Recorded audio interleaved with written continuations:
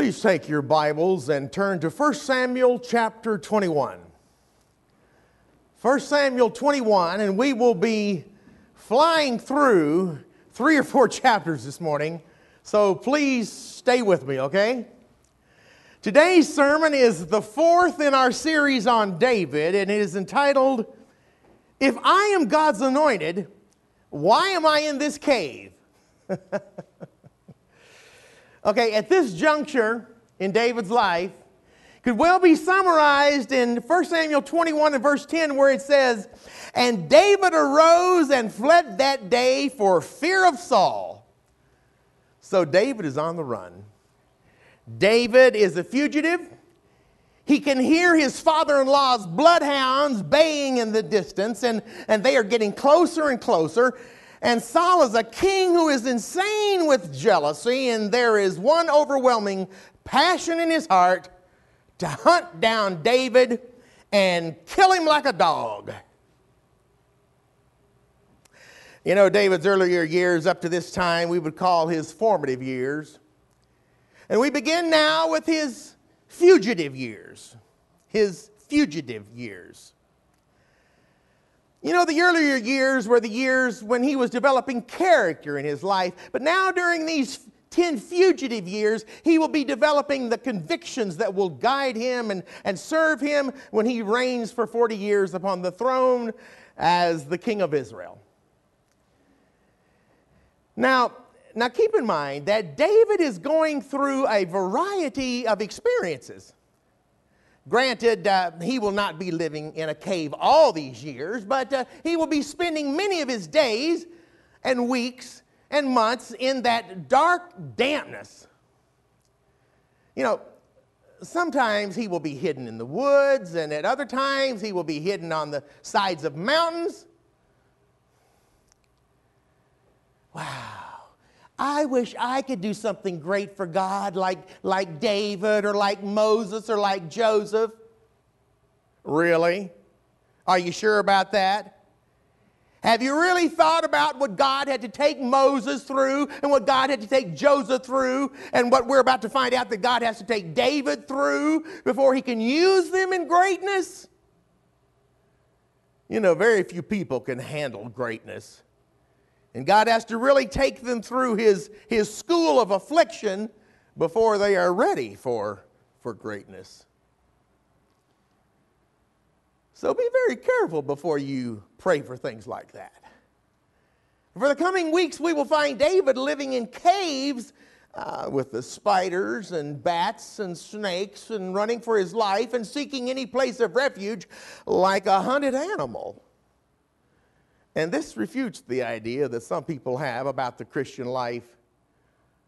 From looking at some people on Christian television and listening to some prosperity preachers on the radio, you would believe that the Christian life is just one continuous mountaintop experience.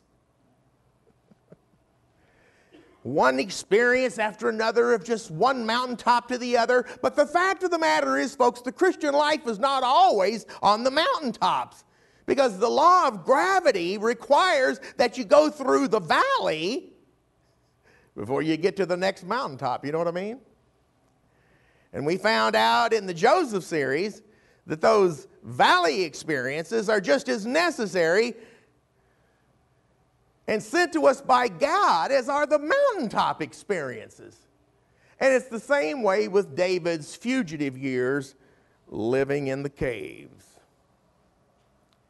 This was all part of God's plan.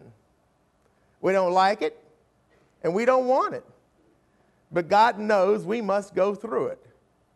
So don't fight him, folks. You know what I'm talking about.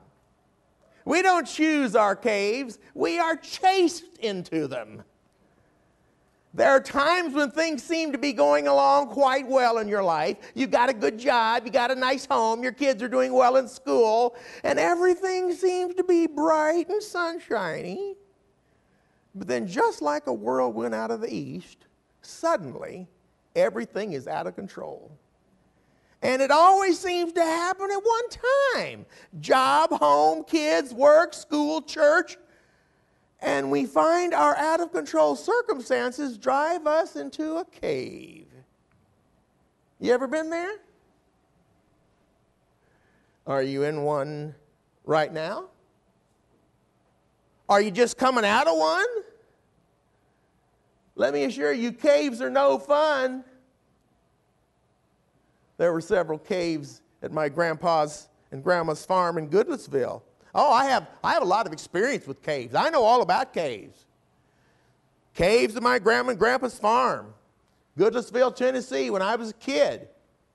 I hated caves because I always imagined getting stuck in there. No one ever being able to find me, and I'd die in there stuck in that cave, stuck between two rocks. The only thing I really remember about the cave, though, was once when my big brother David brought his girlfriend home from Southern Missionary College one time.